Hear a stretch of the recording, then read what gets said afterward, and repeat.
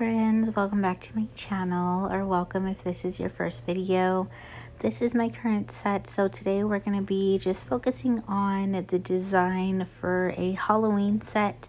Instead of taking mine off, I went ahead and just pre-sized the tips that I wanted to use. These ones are a tip that I purchased from Amazon and they'll be linked below, but I do use them quite often when I'm just practicing and I don't necessarily want to do my own. If you're interested in the nails that I actually have on right now, they're going to stay, but I am going to be putting these over it at the very end, which is why they're a size larger.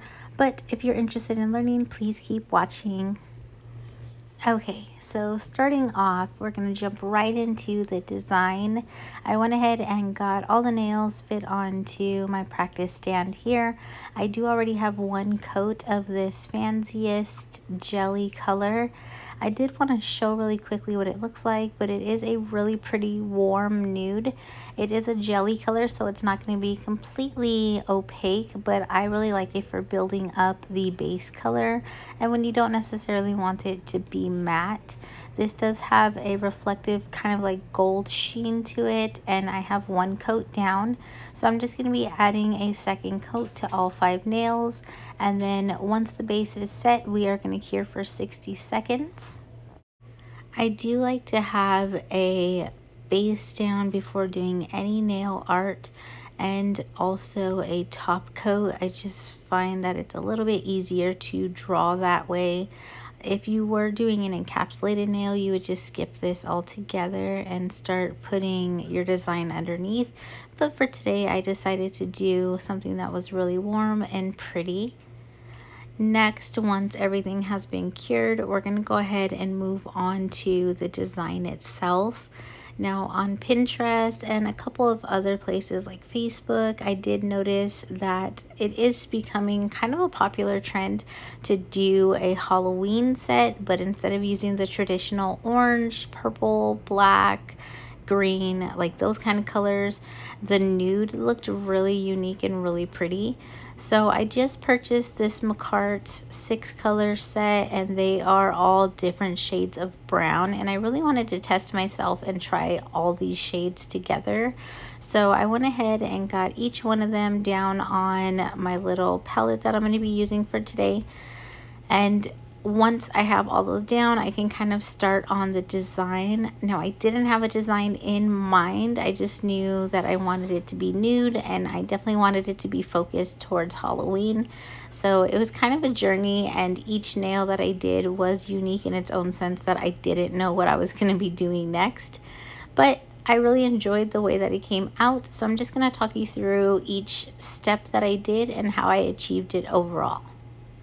So starting off with the thumbnail, I did know that I wanted one of these to be a French tip, but I didn't necessarily want it to be just one color. And I had seen earlier when I was kind of doing some research that people were doing the tip and making it into like a spider web. Now, it would have been so much more helpful had I have had like my phone up to be able to look at the design so I can see exactly how they did it. But this is just how I did. So going in with my Savvyland pinstripe brush, this is one of the longer ones. I think it's a 17 millimeter or a 20 millimeter.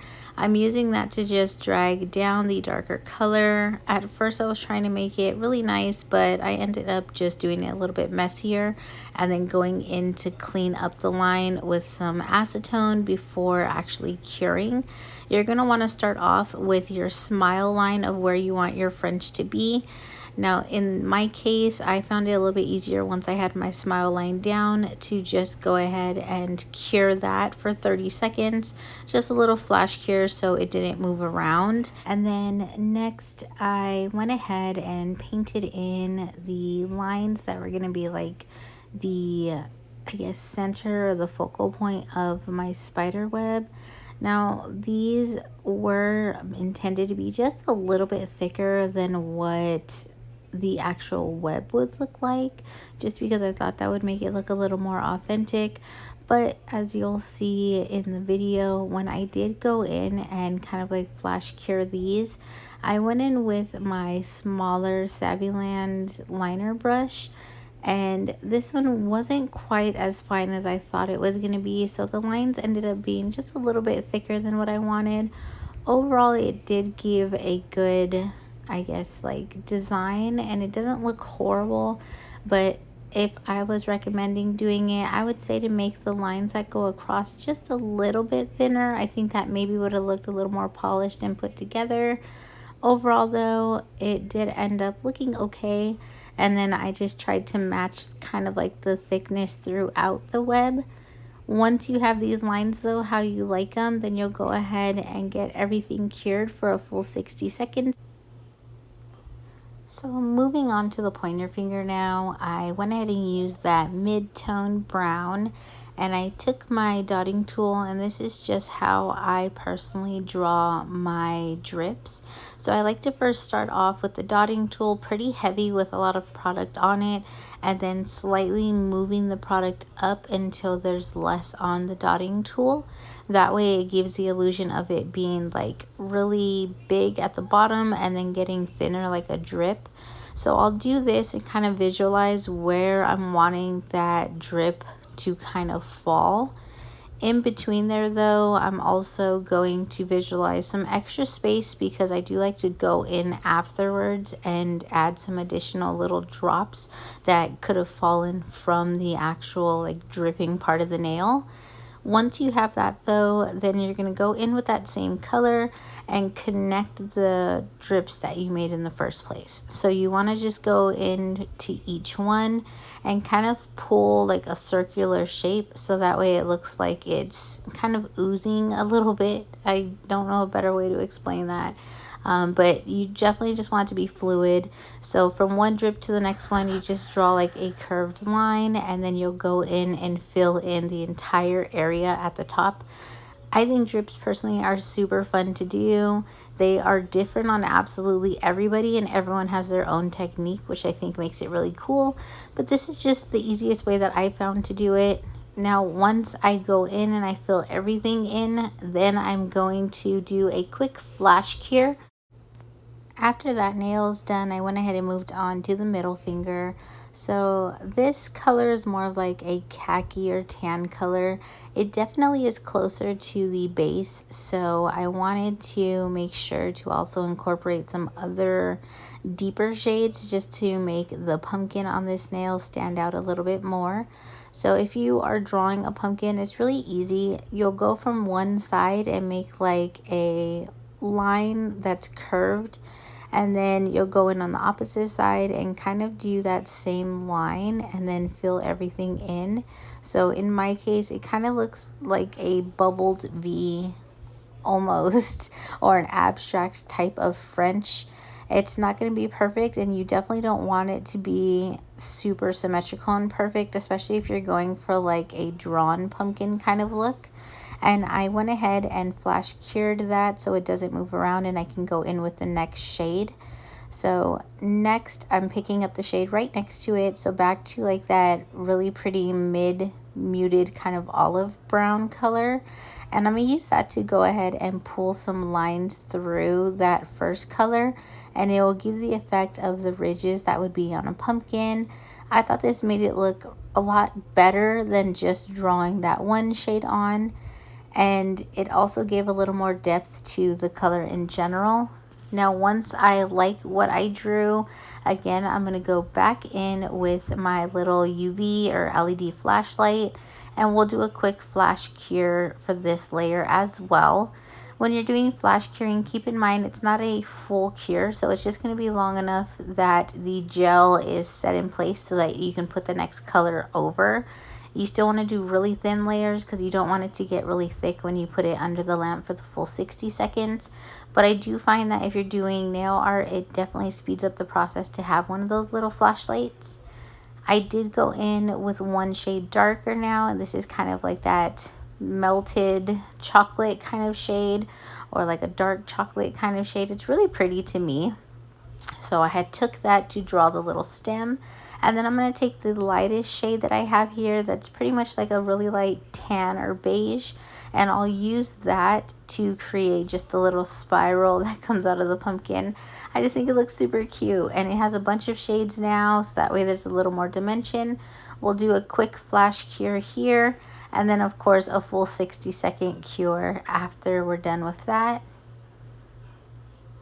Moving on to the ring finger though, this one here is going to be little bats, and I struggled so much with bats, and then I came across someone on TikTok, and I cannot remember who it was. I wish I would have saved the video. So the easiest way that I have learned how to make bats is starting off with a V where you're going to want the head to be, and then you'll do 3 little flicks out to make the wings. And this is by far the easiest way to do it and the fastest way. So then just going down the nail, I'm now taking the mid-tone color and I'm going to add another bat. And finally, after this bat, I'm going to go in with the lightest shade, which is that really light beige or tan color, and do the same thing. So I just did 3 different bats of different shades going down the nail.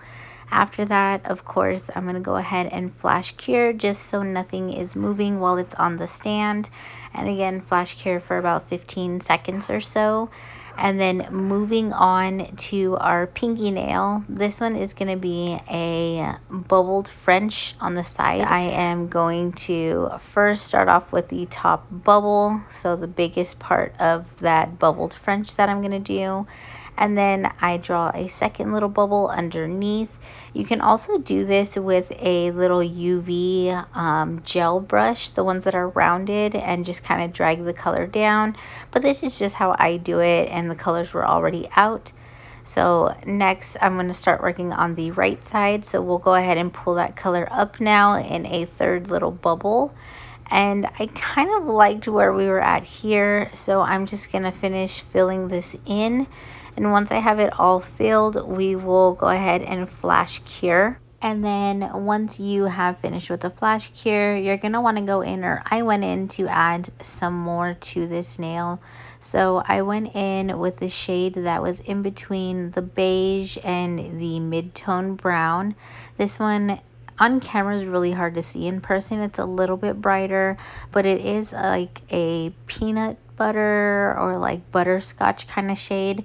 And to draw these little stars, all I did is use a dotting tool to put some gel, like a little dot down where I wanted that star to be. And then I used a size smaller of the dotting tool just to drag out in 4 spaces, so up, down, left, and right, and then just flash cured it. So this is what the set looks like now. Everything has only been flash cured, and we're going to go ahead and set it in the UV LED lamp and get everything cured for a full 60 seconds. I went ahead and covered up my gels just because I wasn't sure if I was going to use them again, so we definitely want to make sure that those are not curing while the lamp is on. So once we're out of the lamp, I'm going to go ahead and take my favorite matte top coat. This one is from Kupa, and we are going to like thoroughly slather these nails. Like, make sure you are covering the nail. When I do nail art, I definitely recommend having something matte down, like a top coat. That way it's a little bit easier for you to draw a design on. Additionally, I knew that I wanted this set to be overall matte and just have a little bit of like shimmer or shine on top of that, just to give some more depth and dimension. So after curing this top coat on, I am going to go ahead and start on the final touches. What I decided to do with the nail with the bats on it was use my dotting tool just to put a little bit like we did in the first nail. And this will be the center for our 4 pointed stars. I then went in with a liner brush just to show a different way for doing this. So you want to wipe as much of the product off of the brush as possible. That way it's really thin as well. And then you'll use this to drag from the center, just so that way we can spread that center gel out to those 4 corners or those 4 points to make a really pretty and a really simple star. And I just did this for a sugared effect. So I am going to leave this wet, and before curing it, I'm going to sprinkle on some white glitter that has some iridescent like sheens to it, or different shades to it. It's again not picking up really on camera, but we'll do that while it's wet and then get it cured for a full 60 seconds. Next, moving on to the middle finger, I went ahead and took my favorite Beetles gel liner. This one is just the black one, and I took off as much of the product as possible. I really wanted a super tiny thin line, that way I could actually write out the words Happy Halloween. And trying to plan for this, it was really hard because Halloween is such a big word, but I kind of just had to visualize how big I was going to make the letters. And after writing the word happy, I definitely didn't want to mess up any of the work, so you'll see me do a quick flash cure, and this will just make sure that the word happy is on the nail good. If I bump into it, I'm not going to smear it or mess it up. And then I am going to write Halloween underneath and draw just a teeny tiny little moon. To draw a moon, I found out you just do a C, and then you just kind of want to go in and make it a little bit chubby. So just add a little bit of thickness to the curve. You don't necessarily want to touch the beginning or the end of that C or where it makes the point, if that makes sense. You'll just add a little bit to the curvature there. I went ahead now and did another little flash cure just to make sure the moon and the word Halloween were pretty secure before moving on, since I'm not doing a full cure yet. I then took the same brand, so Beetles gel liner, but this time the white shade, and I'm going to use that on one side of the drips just to make them look a little more three-dimensional. Now I do plan on putting a top coat that is shiny over this, so I thought that also would give a really cool effect of it being shiny plus having the little bit of shading to the side. So I think that they came out really cute, but you'll go in and just visualize if the sun was at the left or on the right side, where exactly the shadow would be. And then once I liked what it looked like, I went ahead and put that in to cure for 10 seconds. Moving on though to the spider nail, I ended up using my Makarrt poly gel. I don't normally use poly gel to adhere stones, but I did want to try it this time because I kind of wanted the spider to sit up off the nail a little bit, if that makes sense. So in order to do that, I just got a teeny tiny amount. I'm just going to put that right next to where the web is. And then I'm going to choose 2 different sizes here of the AB crystals, one a little bit larger, and that's going to be for the body of the spider, and then one that's a little bit smaller, and that's going to be the head for the spider. After I have those on, I'm going to go ahead quickly and flash cure that poly gel using my smaller UV LED lamp. And then I am going to go in again with that Beetles liner and just draw some little legs for the spider.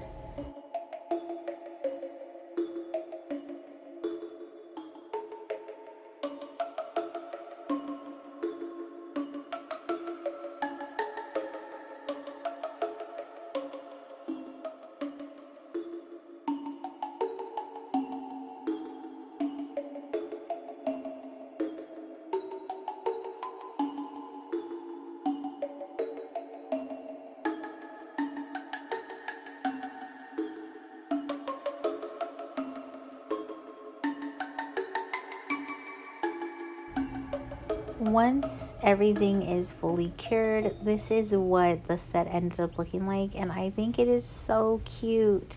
So it's kind of hard to tell, but there are like sugar nail effects. There's a little bit of like a top coat over the slime, which is what I'm doing right here. And I think these ended up looking so cute. I am going to go ahead and insert some pictures of what the finalized set looked like. And thank you so much for watching again. If you have any questions, definitely let me know below. Comments are always encouraged. And of course, if you would like to see anything specific, please list those below in the comments too. And I will try my best to accommodate and get to everybody. I love my supporters so much. It means the world to me every time you guys like, comment, or share. And if you're new to the channel and you made it this far, please subscribe to the channel. It definitely helps out. I am so happy to call you all my friends, and I look forward to seeing you guys next time.